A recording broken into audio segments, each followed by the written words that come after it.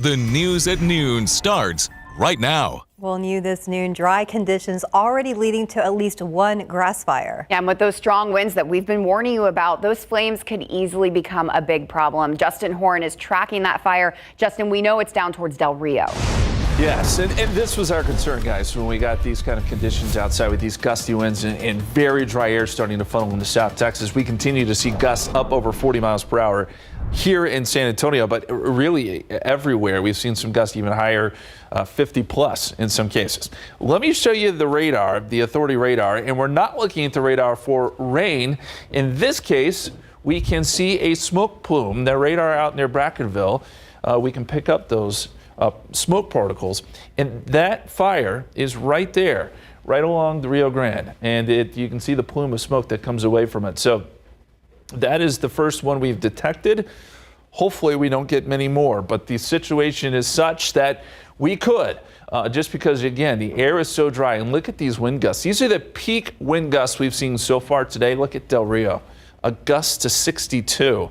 So if a fire gets started, it is going to spread, and it's going to spread quickly, and that is the biggest problem there. We've had gusts upwards of 40, as I said, here in San Antonio, higher than 50 miles per hour in Hondo and Uvalde. Those are the peak wind gusts so far today, and we do have red flag warnings in effect from Houston to San Antonio to Corpus Christi to Brownsville, all the way up to Lubbock. This is where fires, again, are possibility, and it's something we'll be keeping a close eye on. Coming up, we'll take a closer look at that forecast throughout the rest of the day, and we'll let you know when those winds are going to calm coming up in just a few minutes. Courtney? All right, thanks, Justin. Well, the Bexar County Fire Marshal asking people to be careful today since that wind is outside. It could cause wildfires just like the ones we showed you and the one in this video. This is file video, but it shows that it can spread very quickly. He says most of it doesn't take a lot of grass or dry vegetation to start a wildfire. The fire marshal says another thing you can do is keep the immediate areas close to your home free of debris. You need to have a solid distance between your home and those items that are combustible. Creating a defensible space, keeping all of your grass mowed, keeping your trees trimmed, so that if there is a fire of underbrush that could come sweeping through, that it won't necessarily catch your trees on fire.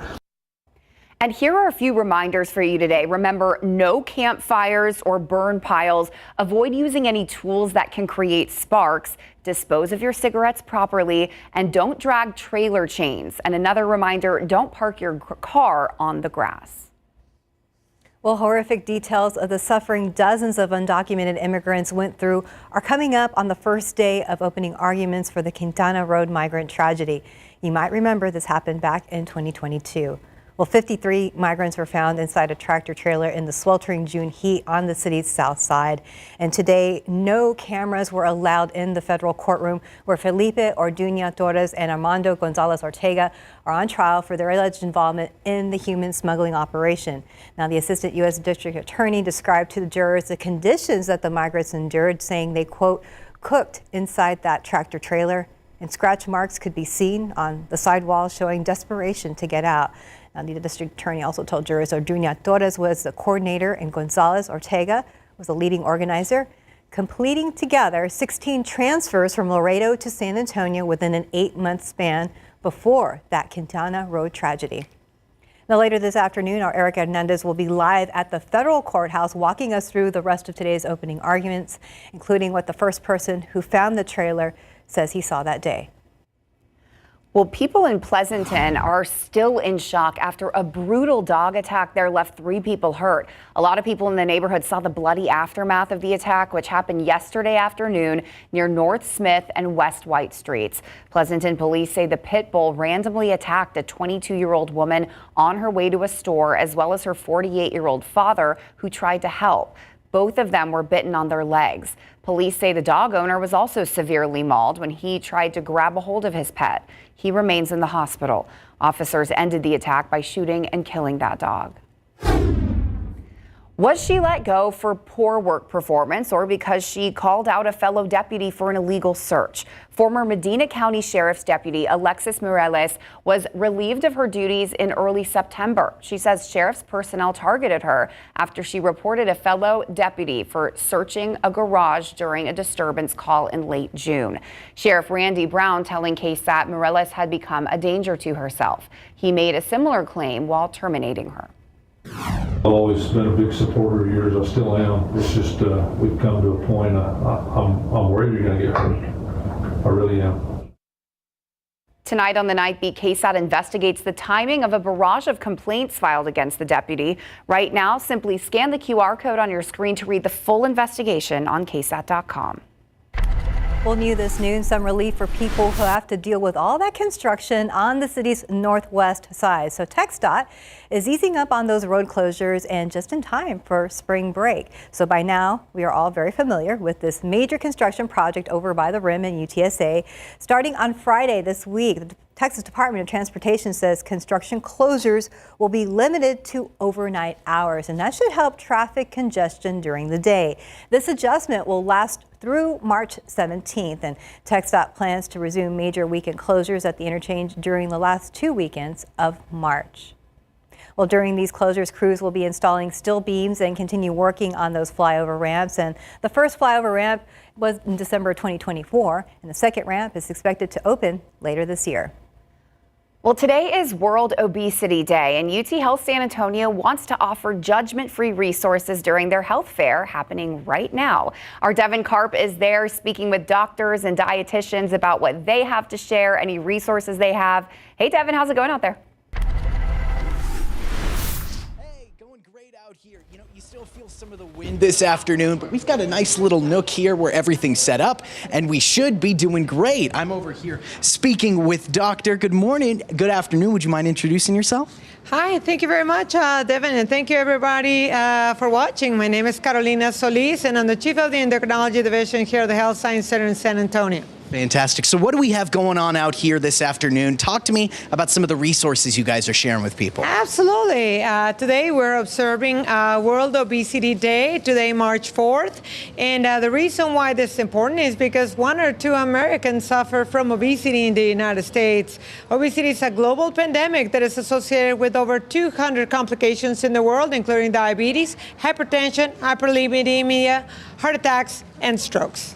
Fantastic. So how are y'all helping out some of the folks today? I see we've got a wide array of like some different food options, some different treatments. How are you guys helping out people? Yeah, so we have our experts, endocrinologists, dietitians, educators, and we have nutritional pamphlets, we have menus, we have examples of protein shakes that are low in sugar, that are high in protein, that help you burn more fat, and any advice that you need so that we can help you succeed in your journey for weight loss. Fantastic. Now talk to me too. You guys are doing this in a really relaxed way. It's all for free. Anyone can come up. Absolutely. This is an event that is open to the community. There's absolutely no cost. All resources available for you, and our clinic is right here. If there's anything else that we can do to help, we're here to help you. Fantastic. Okay, doctor, I know one of the things that people often struggle is making that first step, right? I know it can be challenging. This might be the first time someone's thought about going through a weight loss journey. Maybe they figured out some burnout, you know. Yeah. What are you guys doing to help out people and say, hey, it's okay, you're going to be able to get through this together? Devin, let me tell you a secret. Yeah. So by the time that somebody comes here for weight management, in average in the United States, about they have tried 7 times to lose weight and failed. So when they come here, we're very aware that they have tried, they have failed, but that we are here in their corner to help them succeed. We individualize treatment, we tailor treatment, we have a specialized obesity clinic, and with all those resources, our dietitians, medication, and behavioral cognitive therapy will make sure that you lose weight and you keep it off. Fantastic. Doctor, y'all are still out here until 4 o'clock today, right? Yes, that is correct. We start at 9 a.m. Unfortunately, it has been a little bit windy. That's why we had to get in this little nook. But we'll be here until 4. And if you cannot come out today, remember, we are here at Fredericksburg and works back at the Gateway Clinic, Endocrinology, Diabetes, and Obesity Clinic. Fantastic. Thank you so much for letting me be here this afternoon, Doctor. I appreciate it. Appreciate it. All right, we've got some more tips and information up on our website, KSAT.com. If you're looking for anything more, again, they are still going to be out here until 4 o'clock today if you want to come out and make the first step on World Obesity Day. For now, I'll go ahead and I'll send it back to you all in the studio. Devin Karp, KSAT 12 News. All right, thank you, Devin. Well, a new poll shows that San Antonio mayor's race is, quote, wide open. The UTSA Center for Public Opinion Research polled likely San Antonio voters on several local issues, including the May 3rd election. So right now, former Undersecretary of the Air Force and two-time congressional candidate Gina Ortiz-Jones leads the pack, but more than 55% of voters were either undecided or unfamiliar with any of the 27 candidates running for mayor. Well, including Ortiz-Jones, only had 8 had more than 1 percentage point of support.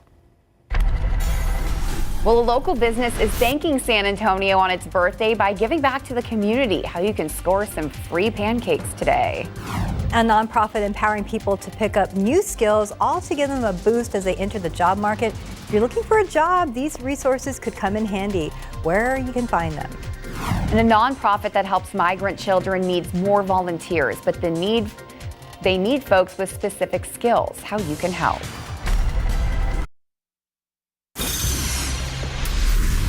Well, the Office of Refugee Resettlement says as of January of this year, they had more than 4,000 minors in their care. These are unaccompanied minors that entered the U.S. from all over the world. And our Patty Santos tells us about the search for bilingual volunteers who can communicate with kids in their native languages. The Young Center for Immigrant Children's Rights is a nonprofit that advocates for migrant children who were traveling alone and are now in federal government custody. They have offices across the nation and including one right here in San Antonio. And now they need your help. The center is looking for bilingual volunteers. Those volunteers would be asked to visit the migrant children for about an hour a week. They would build a relationship of trust with those kids and advocate for their needs. But sometimes it would be as simple as playing a board game with them. Sometimes you play, sometimes you draw, you color, you paint. These are child-led activities, which means is the children are the ones that take the initiative.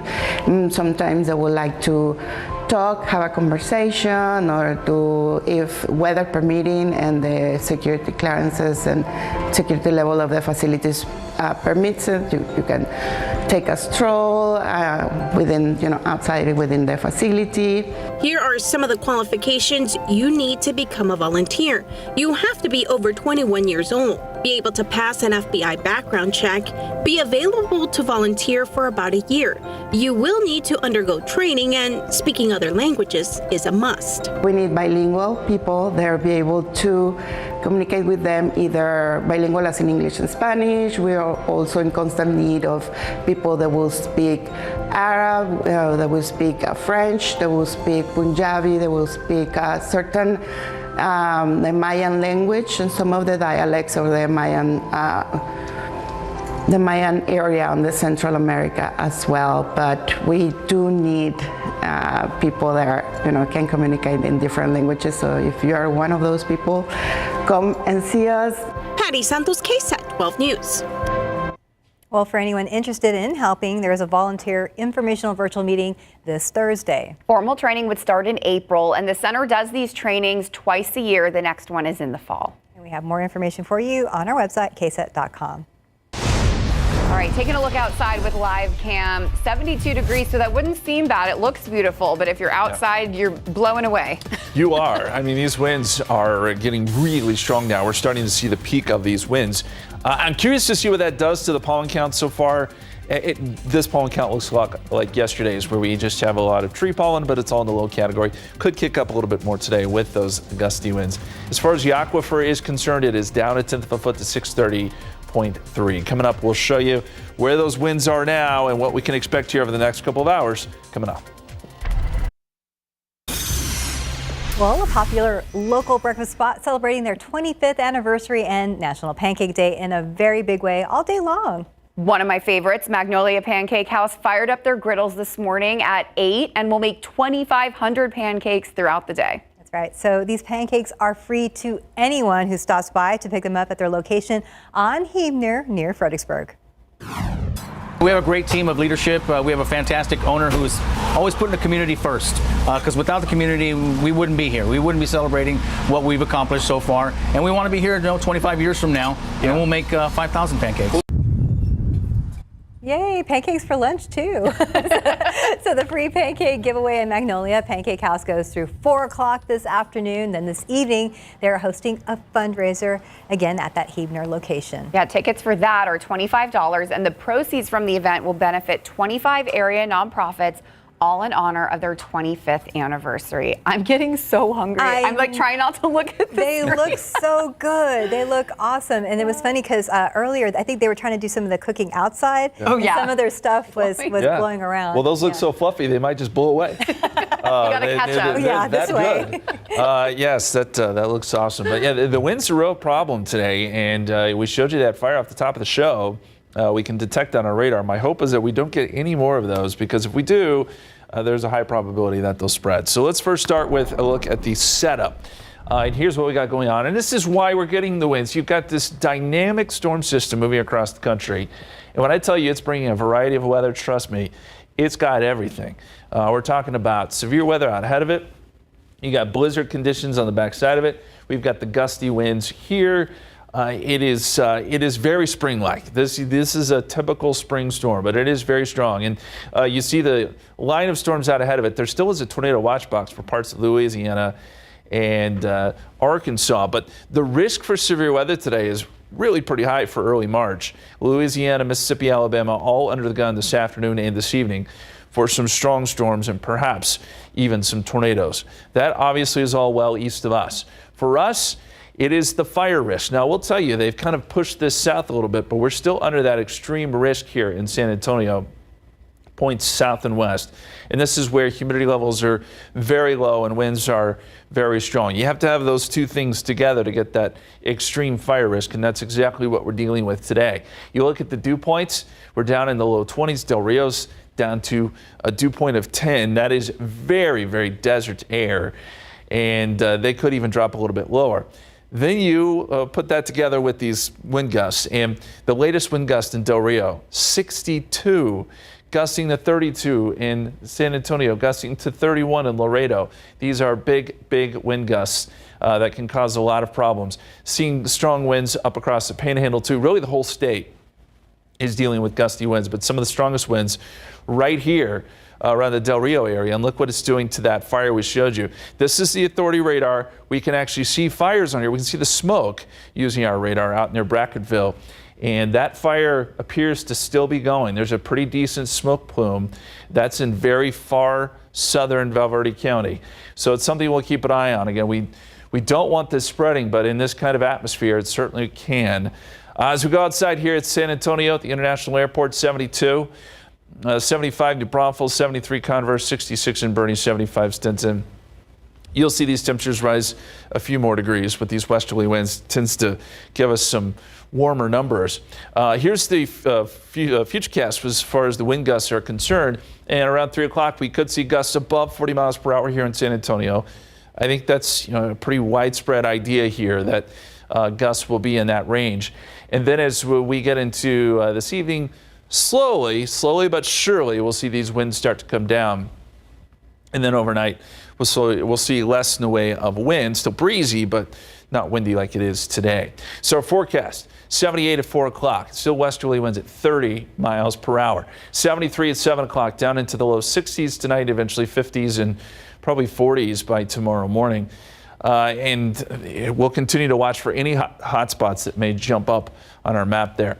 73 tomorrow, 75 Thursday, 84 Friday. It gets pretty warm by Friday, and then we'll see some gusty winds returning to our forecast on Saturday with a slight cool down with a high of 76. Thank you, Justin. We'll take the cool down for sure. Well, Goodwill is known to attract bargain hunters and thrift shop enthusiasts, but they also offer resources for job seekers. How you can use them to give you a leg up in the job market. Well, the cost of living is up and we're all feeling it. Yeah, we are. With the grocery staples like eggs getting more expensive, some people are working 2 jobs just to make ends meet. And if you are someone looking to pick up a second job, there are resources to help you find that right fit. Our Daphne Gray went to Goodwill, San Antonio to see how it's connecting the community with new opportunities.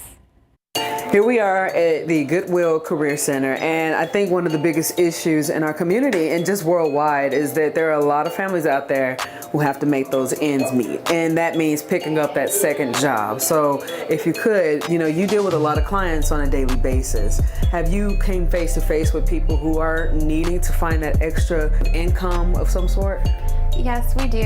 Actually, last week we had a very successful job fair. We had over 800 community members that attended, and we had over 50 employers that came out to talk to our community. And it was really an eye-opener to see how many individuals in our community really are struggling to find that job. You have parents, you have people who are single parents, children who they want them to go out and participate in sports and stuff. They got to figure out how to afford them. So that right there, it rocks a lot of people because you got to figure out how to manage that. Absolutely. So we definitely have a really great outreach coordinator here, and she's able to go out into the community, and they're able to really make those connections with employers and partners. And so when we do hear that a client is struggling or they are going through a barrier that might conflict with getting that job or keeping that job, we go ahead and make those referrals. What's the goal when you're dealing with that client at the end of whatever process that they get involved with? Our goal is to really empower them, really get them to understand what their skills are, what they came in here for, and really get an understanding of the type of work that they're looking for, because we're not just trying to place people into jobs, we're trying to make sure that they're finding that successful career that's really going to provide them opportunities to be successful, not just for themselves, but for their families as well. I know you go online and you'll see some people who might feel like they're failing their family because they're having to seek that extra job, or they're not at the point in their life where they thought that they would be at this time, especially dealing with this economy. What would you guys say as just a mode of, hey, don't be ashamed, like it is what it is, we got to get the job done? What would you tell them to not be embarrassed, to come to you guys to seek that help that's here in the community? We really try to give that individualized care, and so we want our community members to come out and seek us and learn more about the upcoming events that are in our community. I'd really like to remind the community that when they do shop at our Goodwill locations, that goes to providing these free services to our members that are coming in, and we're able to really get them connected to these resources, these classes that we offer with our Good Career Academy, as well as our free digital literacy classes. So when you do shop at Goodwill, you're providing those resources. Daphne Gray, KSAT 12 News. Well, Goodwill consistently holds training classes and offers different programs that could help you get a confidence boost when navigating this unpredictable workforce. So you can learn more about their upcoming job fairs and other resources on our website at ksat.com. Student loan borrowers continue to be in limbo. How another move from the federal government is putting a savings program further out of reach. Prices for many household items could soon be going up. I'm Nicole D'Antonio in Washington with details on how much the new tariffs could impact American families. Well, tonight, President Donald Trump will address a joint session of Congress where he's expected to explain his new tariffs to the American people. We're going to air it live right here on KSAT 12, and you can stream it on KSAT Plus and our website. Meantime, the tariffs went into effect at midnight. And hours later, Canada, China, and Mexico announced plans for retaliatory tariffs on U.S. goods. ABC's Nicole D'Antonio is in Washington with the effect this could have on families across the country. Today, several of our largest trading partners responding to President Trump's new tariffs. Canadian Prime Minister Trudeau today responding with a 25% tariff of his own. Canadians are reasonable and we are polite, but we will not back down from a fight. Mexico's president this morning saying she plans to talk to President Trump this week. A México se le respeta. If they can't reach an agreement, Mexico will impose tariffs on U.S. goods by this Sunday. The new U.S. tariffs went into effect at midnight, a 25% tax on all goods coming across the border from Mexico and Canada, and an additional 10% tax on Chinese products, which now makes it 20%. U.S. farmers could soon feel the pinch after China announced overnight it will impose additional tariffs of up to 15% on U.S. exports coming into China. The CEO of Target today warned American consumers will likely see higher prices on produce in the next few days. We get a lot of fresh vegetables from Mexico, for example. I expect to see price increases there quickly. The auto industry is also expected to take a hit, with the average new car cost increasing by over $3,000, according to research from JP Morgan. So what they have to do is build their car plants, frankly, and other things in the United States. The president claims Canada and Mexico aren't doing enough to stop illegal immigration and fentanyl shipments, even though less than 1% of the fentanyl in the U.S. comes across the Canadian border. It's not a defense to say more has come from Mexico, because way too much has come from Mexico, too. President Trump is expected to address the tariffs in his speech before Congress tonight. He says the U.S. is getting ripped off by bad trade deals that cost American jobs. Nicole D'Antonio, ABC News, Washington. Looking outside with live cam, we know that wind has picked up, and hopefully people are heeding the warnings, Justin, and Yes. we won't see more fires like the one we're seeing down south. That's what we're hoping. That's what we're hoping for. And by the way, happy birthday, Courtney. Oh, thank Yes, you. very happy birthday to you. Thank you. Yes, I got your birthday present. It's a lot of dust. Wow, you're what a great friend. Always. Let me show you a picture here on KSAT Connect. Ooh, lovely. Let's go down to Pleasanton. This really sets the scene, doesn't it? I mean, we have these winds gusting now 40 plus, and this is what it will do. If you live near an area where there's like a dirt lot, this is what you're going to see. And this could reduce visibility in spots in all seriousness, and we may see some dust coming in from West Texas, which could reduce visibility a little bit. So that is what we're going to have to contend with today. And as Courtney said, let's hope we don't get any fires going, because if they do, they're going to spread very quickly. Peak wind gusts so far today, this has been rather impressive. 62. We had a 62 mile per hour wind gust in Del Rio. Gusting to 44, that's been the strongest we've seen here in San Antonio. A gust of 52 in Pleasanton, a gust of 59 in Hondo. So yes, very, very strong winds and very dry air coming in. So our forecast today, we should eventually make it up into the mid to upper 70s with some very dry air starting to come in. And wow, I was just seeing on TransGuide, there is a fire that has just popped up there. I'm going to see if I can pull it up, actually, guys. So give me just a second. Since we're talking about these very dry conditions, I think it's worth pulling that up. But our forecast today, we're going to see those temperatures in the upper 70s this afternoon. And I'm going to pull up TransGuide real quick. Bear with me while I go over here, and we'll see if we can get this pulled up for you. But those dry conditions could lead to this sort of situation that we have. Let's see, is that it right there? Right there. So I-37 in South Cross. Now, I'm not sure what we're looking at here, but when you have a fire like that and you have the wind conditions that we have, this is the concern you could run into. So I'm going to get some more information on this. That's it. Again, I-37, Southton Road, not South Cross. Let me be clear about that. Southton Road. And we'll continue to update you, guys. Yes, thank you, Justin, for updating us. And well, the Department of Education has temporarily removed the online applications for income-driven repayment plans. So this comes after a U.S. Court of Appeals last month blocked the agency from implementing former President Biden's Saving on a Valuable Education plan, known as SAVE. The plan reduces monthly payments and shortens the time it takes to receive student loan forgiveness. Now, it launched in 2023, but has since been on hold since last July due to lawsuits. And a student loan expert says the department needs to review the application forms to determine what needs to change following the court's ruling. Well, the Vatican says Pope Francis is stable after suffering 2 episodes of acute respiratory failure. ABC's Terry Moran reports a new statement says the Pope was taken off non-invasive mechanical ventilation and is now getting oxygen through a nasal tube. Day 19 of Pope Francis's hospitalization, and the Vatican tells us that he slept well through the night and continues to rest today. And this quiet morning comes after the Pope was struck yesterday by 2 episodes of acute respiratory failure. That is the first time that the Vatican has used that term. It was an emergency. The Pope's oxygen levels plunged, so doctors quickly did 2 bronchoscopies on the Pope, inserting a tube down his lungs to clear the mucus out that was causing those oxygen levels to plunge. The Vatican says the Pope remained conscious throughout and that he responded to that treatment. In fact, he has resumed some light respiratory physiotherapy, and he is not on mechanical ventilation at this time. But Francis's doctors say his prognosis remains guarded. They're taking this one day at a time, and they have offered no indication of when Francis might be able to leave the hospital.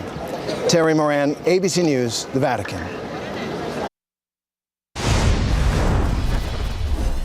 let's get back out there with live cam. This is what we were just looking at. Justin, good job pulling that up. You spotted this. We can see flames now, not just smoke. Yeah, and it's concerning because you can see how quickly that smoke is getting pulled up by the wind. And yes, we can see flames there in the distance. Again, that is I-37 and Southton Road. So we're talking Southern Bexar County here. We're going to get you more information on this. We're sending crews to follow this. And this has been our concern all along, right? These very gusty winds combined with this very dry air, creating a serious fire concern. And it looks like we may have one there in Southern Bexar County. Right now, winds are gusting to 40 miles per hour with some gusts up over 50 just to our west. We're going to take another look at this forecast and take another look at that fire potential coming up. Well, if you're just joining us now, Justin had pulled out a fire off of I-37 and Southton Road on Bexar County's south side.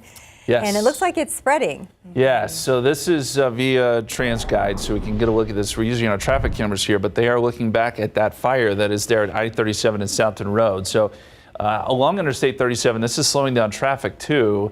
There is a lot of smoke involved, and you can still see flames. Now, we don't have any information for you at this moment other than what we are seeing, but we're trying to gather that information for you. There are some houses around there, and they're zooming in a little bit for us. It does look like we have some law enforcement and firefighters on the scene as they're going to have to make quick work of this, but we appreciate you, TransGuide, for zooming in there. But you can see the fire situation, and you can also see the flag, let's see, right there, and you can see the winds are just whipping. So I can't tell exactly where we're oriented here as far as direction, or which way these flames are moving, but either way, this is not a great situation, and we're going to keep close tabs on this and get you some updates coming up, as this fire still looks to be rather large, or at least at the moment. You can see the flames. So again, we'll keep you posted. As we look out over the airport, blue skies here, 72 degrees at the airport, 75 in New Braunfels, 73 Converse. We've got westerly winds sustained at 28 miles per hour, but gusts much higher than that. And you see the dew points. When you get dew points into the teens and low 20s, this is really, really dry air. And it's a bad combination when you get these kind of winds and humidity this low. Peak wind gusts we've been talking about so far today have been nothing short of impressive. We've seen some gusts upwards of 60 miles per hour in some cases, 44 mile per hour wind gust here in San Antonio, and the 52 mile per hour wind gust in Pleasanton. So the winds have been very, very strong. And the relative humidity, so one of the thresholds we use for grass fires is when that relative humidity is below 20%. And we're seeing that. And as we go throughout the rest of the afternoon, we will be there.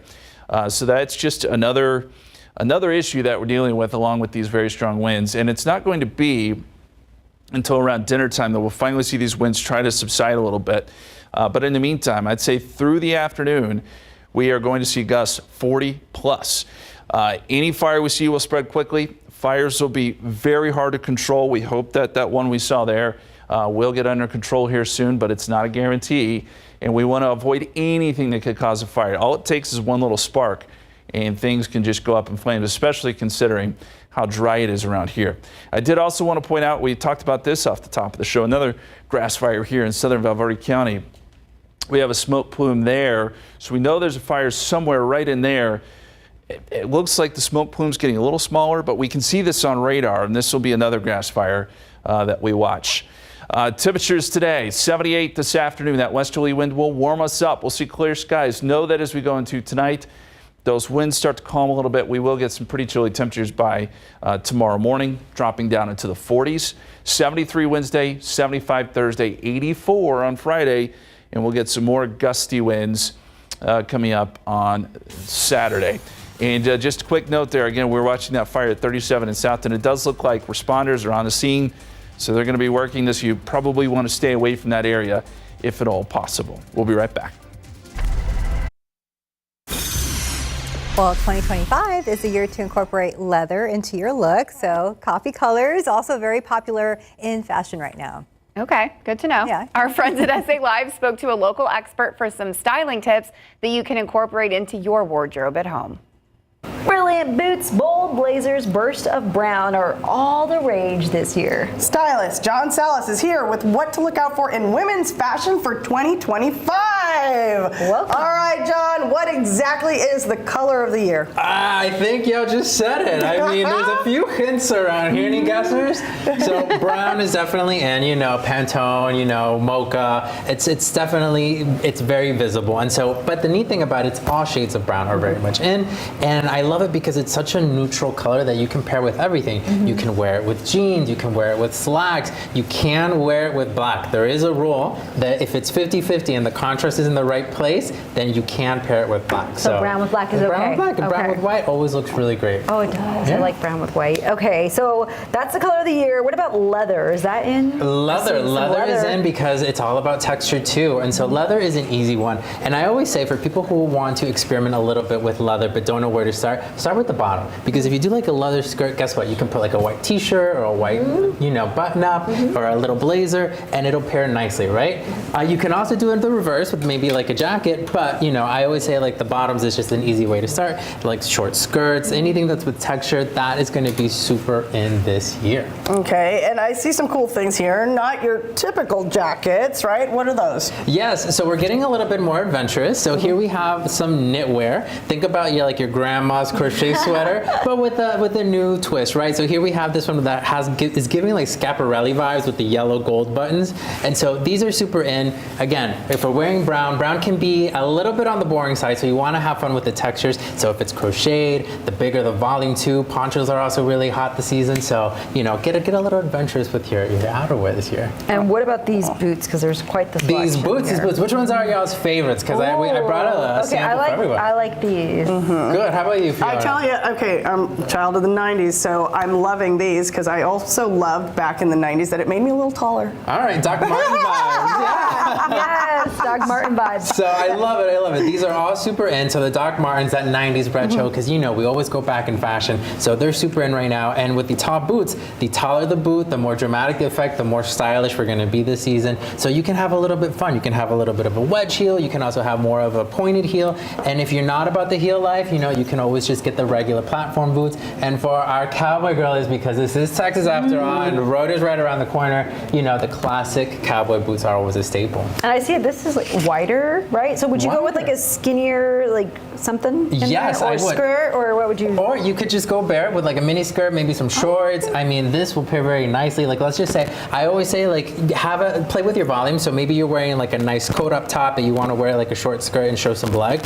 And then with this boot, it's going to be a very dramatic statement and it's going to look really nice. But you can also tuck in the jeans, or if you want to wear some cargos, like those military, like I'm thinking Destiny Child vibes. Yay! It will look very well as well. Okay. All right, in 2025, are we saying that smaller is bigger because we've got some cute little bags Yes, here? we're breaking the rules. I know a lot of girls are probably going to hate me. They love the big hobo bags. They love the totes. There is a time and place. If you have to take your laptop, if you start going to work, yes. But if we're going to go out, if we're going to go on a date, or we're just going to go hang out with friends, take a smaller bag. The smaller the bag, the bigger the statement. We've seen this with like Prada, Miu Miu, Jacquemus, and the Chiquito bags. So Chiquito is the trend here. So we have a few smaller bags, even like smaller clutches, or just like the smaller little handbags. Like these are super, super in. I know on TikTok right now, everyone's been talking about like the Walmart Birkin dupes and like the Hermes dupes. So the little smaller ones, like the Kelly bags, they're super trending this season. So smaller the bags, the bigger the statement. John, okay, where can we learn more from you? I feel like we need to hire him. I'm moving in. Yeah, I know. For this and more style tips, follow me on Instagram at Hello John's House. All right, thank you so much. For more information on that, just head to our website, salive.com, click on the As Seen on SA Live tab.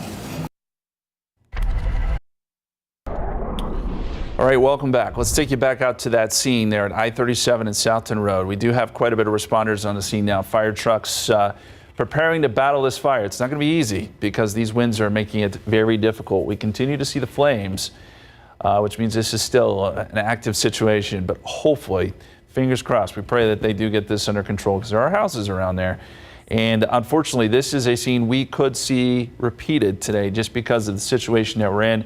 It's something as simple as a power line going down can spark a flame, and then next thing you know, you have a grass fire, and with these winds, it spreads quickly. So just be aware of that. I-37, some of the traffic there along the interstate could be affected by the smoke and by people just, checking it out. So just know that Oh, that's not supposed to be in there.